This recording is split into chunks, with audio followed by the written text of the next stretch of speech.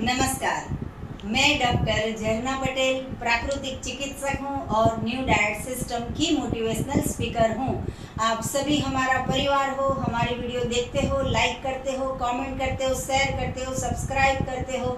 आप सभी के चरणों में मेरा सत सत प्रणाम है। आज हमारे साथ उड़ीसा से मेहमान आए हैं और ये जो है साधक, इनका नाम है किरण भाई और किरण भाई को 4 साल से न्यू डाइट सिस्टम का अनुभव है। तो हम उनकी जुबान में उनका अनुभव जानना चाहेंगे कि वो ये सिस्टम कैसे करते हैं और हेल्थ को कैसे मेंटेन करते हैं। किरण भाई, आपका बहुत बहुत स्वागत है। कैसे हो आप? बहुत बढ़िया जी, आपकी उम्र कितनी है? मेरी उम्र 58 साल है। कहाँ से आए हो? मैं उड़ीसा से हूँ जी। और जब से न्यू डाइट सिस्टम ज्वाइन किया हूँ तब से मैं अहमदाबाद में ही सेट हो गया हूँ। ओके, अच्छा। तो मेरे को ये सिस्टम इतना अच्छा लगा है कि इसमें मैं समझता हूँ कि इससे बेहतर शरीर को ठीक रखने वाली कोई सिस्टम है ही नहीं जी। ना कोई एक्सरसाइज, ना कोई दवाई जी। उसके बावजूद भी सिर्फ अपना खुराक बदल के आप अपने शरीर को ठीक रख सकते हैं। जी। मेरे को ना कोई बीपी है, शुगर है, ना कोई फिजिकल प्रॉब्लम, कोई मेडिसिन नहीं है। जी। तो आप इतना हेल्दी कैसे रहते हो वो सभी साधकों को बताना पड़ेगा कि सभी घर घर में एक एक पेशेंट है, बीपी का, डायबिटीज का, कोलेस्ट्रॉल का, किसी को अटैक आ गया, किसी को अस्थमा हो गया, किसी को बाईपास करवाना पड़ता है। तो आप इतने फिट एंड फाइन हो तो आप अपना राज बताइए कि ये सिस्टम के जरिए आप कैसे हेल्दी रहते हो। ये जो एनडीएस का जो सिस्टम है, सवेरे का उपवास और दोपहर को कच्चा और शाम को एक ही टाइम पका हुआ खाना। जी। अब समाज में रहते हैं, बहुत सारे काम है तो थोड़ा बहुत डेविएशन होता है जी। लेकिन कोशिश करते हैं ज़्यादा से ज़्यादा मेंटेन हो जी। ताकि अपना शरीर ठीक रहे। सवेरे थोड़ा देर योग प्राणायाम भी कर लेते हैं और बाकी दिन भर अपना न्यू डाइट सिस्टम है। जी। इसमें अगर थोड़ी भी प्रॉब्लम होती है तो पका खाना पूरा 100% छोड़ दो जी। तो जल्दी रिकवर हो जाता है। ये एक अनुभव है इसमें। जी। जी। और उससे भी अच्छा होता है अगर कुछ ज्यादा प्रॉब्लम है तो उपवास कर लो। हाँ जी। खाना छोड़ दो। जी। सबसे अच्छी जी। मतलब थ्योरी ये है। हाँ, लंघनम परम औषधम, मतलब कि कुछ भी प्रॉब्लम को दूर करने के लिए फास्टिंग बहुत ही जरूरी है, उपवास करना बहुत ही जरूरी है। आप बताइए कि सुबह में आप कौन सा जूस पीते हो? आप कौन सा फ्रूट्स का जूस, मतलब कि ग्रीन जूस, कौन सा जूस प्रिपेयर करते हो? अच्छा लगता है आपको? वैसे तो ग्रीन जूस ही अच्छा लगता है जी, क्योंकि ज्यादा टेस्टी बनता है। हाँ। फिर बाकी सीजनल जो भी है, गाजर है, लौकी है, वो सब थोड़ा बहुत मिक्स कर लेते हैं। जी। और साथ में टमाटर वगैरह भी कभी मिक्स करना है टेस्ट चेंज करने के लिए तो कर लेते हैं। ककड़ी है, मिली, वो भी कर लेते हैं। बाकी प्योर ग्रीन जूस सबसे अच्छा लगता है। जी। और शरीर के लिए सबसे ज्यादा अच्छा मैं समझता हूँ ग्रीन जूस ही है। जी, सच बात है। इसीलिए कृष्ण भगवान ने भी गीता में कहा है कि पत्रम पुष्पम फलम तोयम। ऐसा नहीं कहा है कि पहले फल खाओ, पहले ऐसा कहा है पत्रम। तो आपने जो कहा वो बिल्कुल सही है कि जो अगर पहला जूस पीना है तो ग्रीन जूस बेस्ट है। लंच में क्या करते हो वो भी बताइए। लंच में सलाद है, सभी सब्जियां जो भी है, ककड़ी है, टमाटर है, प्याज है, फूल गोभी है, पत्ता गोभी है। जी। साथ में थोड़ी बहुत पालक मिक्स करना है, धनिया मिक्स करना है तो कर लिए। जी। वैसे मेरे को तो बिना मसाले के ही अच्छी लगती है सब सब्जियां क्योंकि उसके नेचुरल टेस्ट मिलते हैं। जी। एक दिन मैंने ऐसे भी आपकी वीडियो देखी थी कि आपने 250 ग्राम या 500 ग्राम सिर्फ मटर खोले और खा लिए, वो आपका लंच हो गया। वो भी मैंने देखा था। अब कुछ नहीं है, एक ही आइटम है तो भी चल जाता है। जी। तो मटर खाना कितना कच्चे मटर कितना मस्त लगता था। तो स्वीट रहते हैं अगर उस समय के फ्रेश आए हुए रहे, जी, पके ना हो। हाँ जी। तो ज्यादा खाने में अच्छे लगते हैं। अमेरिकन कॉर्न भी ऐसे ही कच्चे, जी, बिना बॉईल किए और बिना पकाए ऐसे ही खा लेने में बहुत टेस्टी लगते हैं। जी। फिर आपको 5 बजे भूख लगती है या फिर शाम को डिनर लेते हो, वो सब बताइए। कभी नारियल का दूध निकाल के ले लेते हैं, जी। कभी गाजर का जूस निकाल के ले लेते हैं। जी। और थोड़ा बहुत स्प्राउट कभी इच्छा हुई तो, या सिंगदाना वगैरह भिगा के थोड़ा ले लिए। जी। तो सब थोड़ा बहुत ले लेते हैं, अच्छा लगता है क्योंकि वो एनर्जी के लिए जरूरी है। तो ये सब भी थोड़ा बहुत शामिल कर लेते हैं। जी। थोड़ा कच्चा थोड़ा पक्का ऐसा करके डिनर खाना हो तो आप क्या प्रीफर करोगे? वैसे मैं अनुभव किया हूँ कि कच्चा पक्का साथ में खाने से जरा वायु की तकलीफ हो जाती है। अच्छा इसीलिए कच्चा खाना है तो अलग खाओ, जी पक्का खाना है तो अलग खाओ। जी। कम से कम 1-1.5 घंटे का गैप रखो, अच्छा तो उससे अच्छा रहता है। जी। क्योंकि जो कच्चा है वो अल्कलाइन है और पका है वो एसिडिक है। जी दोनों का पचने का टाइम अलग अलग है, जी इसलिए जब एक साथ खाते हैं तो वो तकलीफ होती है। उसको खाने में 1-1.5 घंटे का गैप रखो तो अच्छा है। जी। तो पहली जो हमारी प्लेट है वो रॉ फूड की ले लेने की, उसके बाद में जो है वो आप पकाया हुआ जी। थोड़ा बहुत कुछ ले सकते। कॉम्बिनेशन की हेल्दी कैसे रहना है, मतलब कि रॉ डाइट भी खा ले, पकाया हुआ भी, क्योंकि हमने पूरी जिंदगी जो पकाया हुआ खाया है वो तो अचानक से छूटेगा नहीं, छूटेगा नहीं। और अगर बीमार है, बहुत अच्छी बात कही किरण भाई ने कि अगर बीमार हो तो फिर आपको रॉ फूड पे आना ही है। लेकिन आप हेल्दी हो, जैसे ये बिल्कुल हेल्दी है, कोई दवाई नहीं, कोई मेडिसिन नहीं, तो आप ऐसा थोड़ा डिनर के बाद, डिनर में थोड़ा कच्चा थोड़ा पक्का आप ले सकते हो। किरण भाई, एनिमा के बारे में आपका क्या मानना है?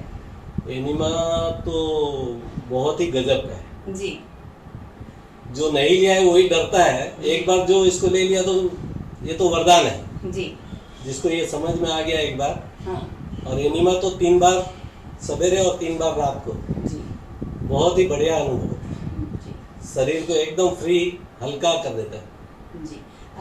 किरण भाई, ये तो बहुत अच्छी बात कही कि अभी अभी ब्रह्मास्त्र का स्वरूप है ये एनिमा। जिसके घर में एनिमा होगा उनके घर में कभी भी मेडिसिन नहीं आएगी।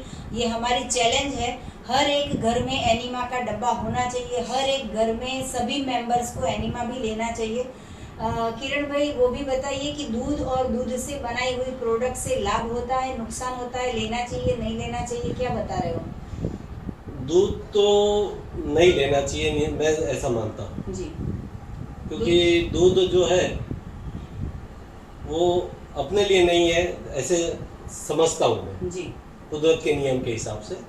जो दूध है वो जिसको भी है वो उसके बच्चों के लिए है, जी किसी दूसरे के लिए किसी दूसरे का दूध नहीं है। जी इसलिए भगवान के नियम के हिसाब से दूध जितना दिन उसने दिया उतना दिन ही उपयोग करो, उसके बाद नहीं करना चाहिए। जी।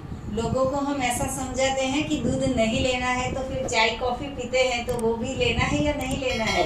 मनुष्य अवतार मिला, कभी कभार कुछ शौक कर लिया अलग बात है, लेकिन रेगुलर इसका उपयोग नहीं करें। हाँ जी, ये बहुत बड़ी बात है कि ऐसे लेडीज को आदत होती है, जेंट्स को ऐसी आदत होती है कि सुबह में बेड टी, मतलब कि पथारी में से हम उठते हैं वैसे ही सबसे पहले हमें चाय होगी तो ही हमें मोशन आएगा, या फिर तभी हमें मूड आएगा, फिर तभी हमें एनर्जी आएगी। तो ये जो हैबिट है वो बहुत ही गलत हैबिट है। तो जितने भी लोग ये जो पी रहे हैं, ये बहुत अच्छी बात की कि महीने में एक बार कभी कभार पी लिया तो चलेगा, तो उसको माफ़ करेंगे।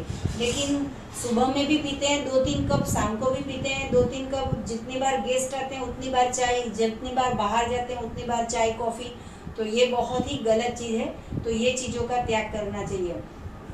किरण भाई, एक बात बताइए कि अगर किसी को बीपी ठीक करना है या डायबिटीज ठीक करना है या फिर टाइफाइड, मलेरिया, ये सब कुछ भी होता रहता है, माइग्रेन हो जाता है, तो वो लोग को क्योर करना है तो आप कैसे बताओगे, क्या क्या करें? बस एनडीएस करना है, कुछ भी नहीं करना है। एनिमा लो, एनडीएस करो, बुखार से लेके कैंसर तक सब ठीक होगा। तो ये इतनी अच्छी बात कर रहे हैं हमारे साथ, क्योंकि ये 4 साल से ये सिस्टम से जुड़े हैं।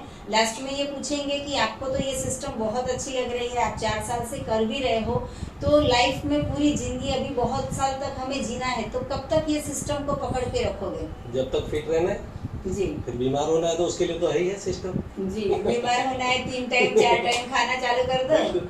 जी, बाहर होटल है, रेस्टोरेंट है, रैकड़ी है, वो सभी हमारे लिए ही है। जंक फूड खाना, पकाया हुआ खाना, सब कुछ छोड़ देते हैं, सब कुछ लेना चालू कर देते हैं, तो वैसे ही बीमारियां आनी चालू हो जाती है। मेरा ये कहना है कि अगर फास्ट मरना है, जल्दी मरना है, तो फास्ट फूड है जी, अपने डेस्टिनेशन में जल्दी पहुंच जाएंगे। जी। वो चौहान साहब भी बोलते हैं कि पिज्जा है वो नरक का वीजा है, मौत का वीजा है। एकदम सही बात। तो ये तो पिज्जा की बात कही, लेकिन हम तो ये भी बोलते हैं गेहूं से बनाई हुई रोटी भी बहुत ही भयंकर है, उसका भी त्याग करना चाहिए, क्योंकि वो डायरेक्ट फैट में ही कन्वर्ट होती है, उसकी हमें ज़रूरत नहीं है। अगर बहुत हार्ड वर्क करते हो और आपने 2 रोटी खा ली तो फिर हजम हो जाएगी, लेकिन अब तो पूरी लाइफ हमारी ऐसी हो गई है कि खाली बैठो और घूमो फिरो, काम करो। थोड़ा 22 से 25 साल निकल जाने के बाद जी गेहूं का उपयोग बिल्कुल बंद कर देना चाहिए अगर स्वस्थ रहना है तो। जी बीमारी में गेहूं का बहुत बड़ा रोल है। जी। लास्ट में भी एक क्वेश्चन फिर से पूछना चाहेंगे कि समाज को कुछ संदेशा दीजिए। आप तो ओडिशा से बिलोंग करते हो, आपके ओडिशा में भी आपके पिताजी है, इतनी कितनी उम्र के हैं? 81। हाँ, क्या नाम है उनका? भानु भाई। जी भानु भाई, अगर आप भी आपके बेटे को वीडियो देख रहे हो तो आपको भी नमस्कार है। आप भी बहुत हेल्दी हो, फिट एंड फाइन हो, इनसे मैंने सुना है। तो आप भी स्वस्थ रहो, ऐसी हम ईश्वर से शुभकामनाएं करेंगे। आपके पूरे फैमिली को भी हमारी ओर से बहुत सारा प्यार। लास्ट में ये पूछेंगे हम कि पूरे समाज को एक संदेशा दीजिए, वो चाहे ओडिशा हो, अमेरिका हो या फिर हमारा अहमदाबाद हो, गुजरात हो, स्वस्थ कैसे रहेंगे? स्वस्थ रहने के लिए एनडीएस को सही तरीके से समझ लो जी। और एनिमा का भी उपयोग करो, जिंदगी भर स्वस्थ रहोगे। इसके सिवा कुछ भी नहीं है, ये अल्टीमेट है। जी। ना एलोपैथी, ना होम्योपैथी, ना आयुर्वेदिक, सब ठीक है अपनी जगह, लेकिन वो पूर्ण कोई भी नहीं है। जी। हो सकता है इसमें भी कुछ हो कमियां, लेकिन ये सबसे ऊपर है, ये मैं मानता हूँ। जी, क्योंकि हम ईश्वर का बनाया हुआ खाते हैं तो स्वाभाविक है कि कोई प्रॉब्लम होता ही नहीं है। जैसे पूरे विश्व में सारे जो भी इंसेक्ट्स है, जानवर है, वो भी सारा गॉड मेड फूड ही खाते हैं। वैसे अगर यही हम खाएंगे तो भी हम स्वस्थ रह जाएंगे। तो आपको और भी कुछ ज़्यादा जानकारी चाहिए तो मेरा संपर्क कर सकते हो। मेरा फ़ोन नंबर है 9824317955।